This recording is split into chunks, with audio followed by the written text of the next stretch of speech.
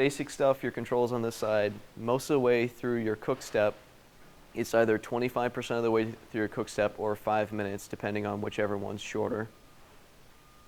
It's going to ask you for your chart, level, and pressure. No, I'm sorry. It's going to ask you for your reference thermometer temperature, your chart temperature, and your level temperature. Your level in the sight glass. You got to make sure it's at a good level. You also, in a steam process, need to check for a visual indicator of steam, make sure it's being flooded. So you would check that little pipe down there, make sure steam's coming out of it. So this is your reference thermometer. This is the supposedly calibrated thermometer that's not flawed in any way. Here's your sight glass for level. So if you'd like, before I leave, I could put some marks on the sight glass to show you, okay, where I need to be. And pretty much what you're going to want to see is during a spray process, you're high enough to be above the steam pipe, low enough to be below your product. On a steam process, you want the amount of condensate to be below your steam pipe. And in a water immersion process, you want to see the water all the way up here. So in a steam process, you want your water to be down here. In a spray process, you want your water to be about here. In a water immersion process, you want your water all the way up here. Sure, I'll just get a Sharpie or what have you. That big pipe, you can see it all the way under the machine right here on the other side. That's the pipe you need to check for your visual indicator of steam. There's a little small tube on it, and there's going to be steam coming out the bottom. So this guy, there should be steam coming out of that. So in a steam process, you'll need to check for steam. And you have your chart right here. So your chart recorder, you just check the temperature, and you check the temperature here. So first value, second value, third value. That large pipe or larger pipe in the back, is that the same as the bleeders that I have on mine? So the small pipe tied to that large pipe, that's the bleeder tubing. The big pipe, that's for the process vent valve, which is going to be open during the come-up vent. And then you have one or two other pipes of the same size in the back, and those are on the safety pop-off valves. Right, so you also have your pressure gauge up here, but it's not going to ever ask you to check it for reference. That's just if you need to see, hey, what's the pressure in the machine, you can check right here. You also have one on the storage tank, and it's right here. When does the pressure valve go off, that relief valve? That relief valve, so this one pops off at 45 degrees. So, I'm sorry, at 45 PSI. You can't make a recipe with more than 43 PSI in the machine. And this one pops off at 60 PSI. The reason we're replacing that one is it's partially popped off all the time, which hasn't stopped me from testing, but has made my day very loud. So just a quick run through of the machine. Here's your storage tank. The first thing it will do in a water spray or water immersion process is it will fill this up with water, then blast it with steam. Then when it's ready to run the vessel, it will blast it with pressure. There is no pressure feedback on this tank, so it uses the BPR valve, which is a special kind of pressure relief valve where if it's set to a percentage that shows 30 on the meter on the little gauge, what that's saying is it will hold up to 30 PSI, but anything excess will blow through the valve and blow down the drain or blow out the wall wherever they have it routed.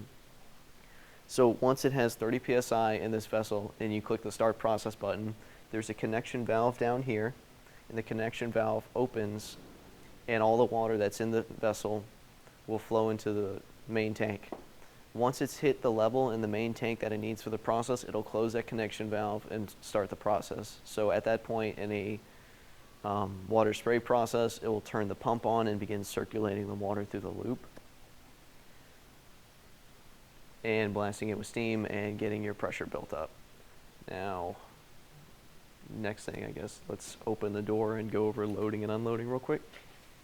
So to open the door, first thing you need to do is open the safety valve, then crank this all the way. There's a silver marker line right here. You crank this all the way until the marker line lines up with the teeth on this collar.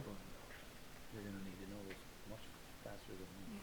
All right, so if you walk around and look right here, door safety valve. So first thing, we open this valve, and this is a relief valve. So if there's any pressure or a little bit of water in the vessel, some water will fall out of here. It might spray a little bit. And then you just crank this, unlock it. Am I doing it? I'm doing it. It's very loud, maybe some WD-40 required.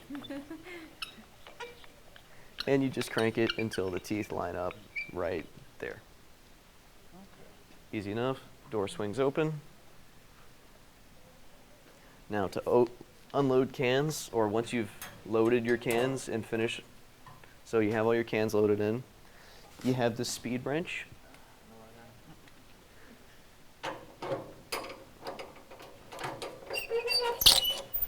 Oop. And what you do is you clamp the cage all the way. You clamp the cage all the way closed. So once you load all your cans up, you just tighten it clockwise until they're in there firmly. You don't have to really over tighten it because they don't want to move, especially if you filled it up all the way. But if you've only got a few cans in there, you might want to give it a few extra turns. It's a little bit bigger. A little bit. Close it. And you're ready to shut the door. If you give that to me. Shut the door. Wrong way, as usual. If you don't have that collar locked, Right. I will tell you it's not locked. So you can't turn the safety valve until the collar is at a good position. But so the only sensors we have are the proximity sensor right here, which tells you if the door is closed. And there's a little proximity sensor right here, which tells you if this safety valve is closed. That's all you have on the door as far as feedback is concerned. Okay. So pretty much you're going to want to turn it until the gear starts slipping. And then even then you're going to want to slow down, push it, and turn it maybe a half turn more. Because you have to get this thing pretty tight so it'll seat correctly. Did you say there was a mark here for when it's closed? Not for when it's closed, Okay, for when just it's open. Okay. If I had two marks there, you wouldn't know It which would be one's the... confusing, yeah. That's why I was just confused 'cause I didn't see one here. Maybe if you could find me a gold marker. So you have silver for open, gold for closed. So once you have that all the way locked in, close the door safety. So that proximity sensor is made. This proximity sensor is made. If we check the status, you can see the door closed, door safety is engaged. Those are a little checked off. And we're ready to run a recipe if you'd like to see it. Really quick before I start, so when I shut the machine down, I turned off all the utilities. I hit the e-stop. It disconnected the pump and motor. So this is the 480 disconnect. Then I turn this, open the chart recorder, and I hit pause on the chart recorder. So because it's a new day, I'm going to replace the chart recorder paper. So what you need to do is you need to pull the pin on this until it pops up. You don't have to pull it out all the way, just enough that it pops up. You slide this paper under the teeth, make sure all the tabs are in, and then you slowly rotate it until it's over there's a little plastic pin in here. You need to put the paper in the side the writing is up on. Then once it's done, you push that all the way back in, then you hit chart and it's going to start recording.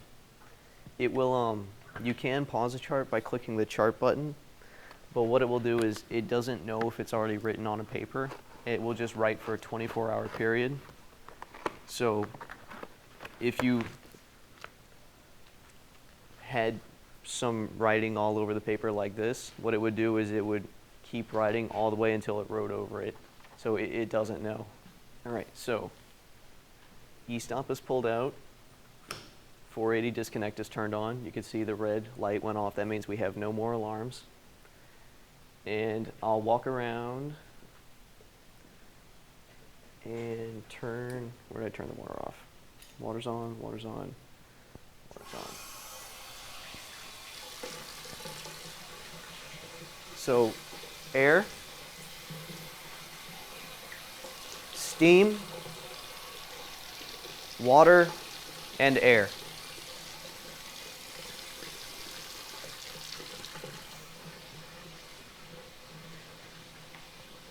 When you turn the steam on, you want to slowly open the valve.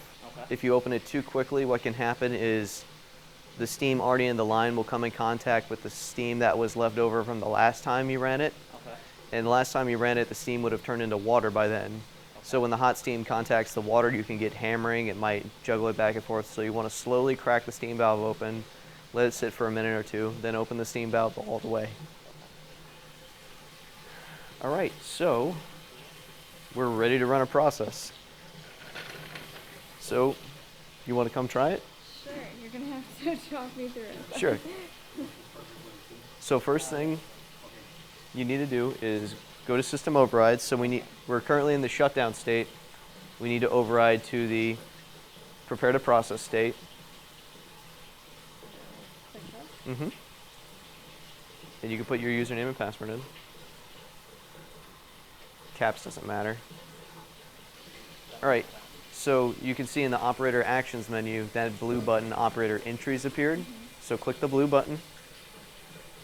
And we only have one recipe scheduled, so you have to select that. And what you can see now is you can follow this box and follow the yellow. So the box will say enter initial temperature, and the yellow box is highlighted. You could say 80 degrees. Typically, this would be the temperature of your product that you're putting in the machine. Because it's ambient temperature, it doesn't matter. So we just say 80 right now. So you can read the box and follow the yellow, and it just says enter username.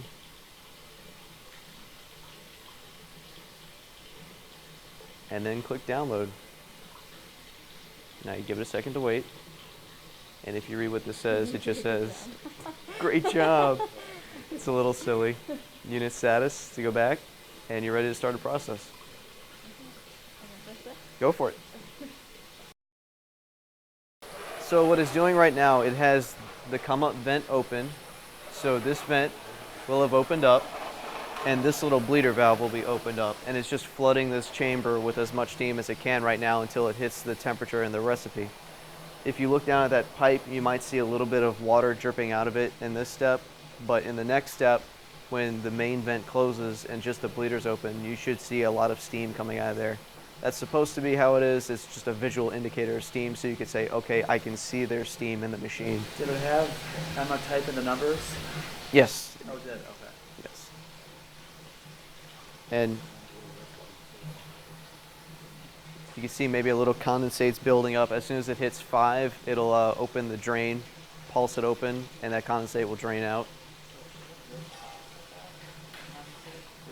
So right now, if you look at it, it says the temperature is 195 in the vessel, the set point is 196 degrees, and the steam valve is 60% open.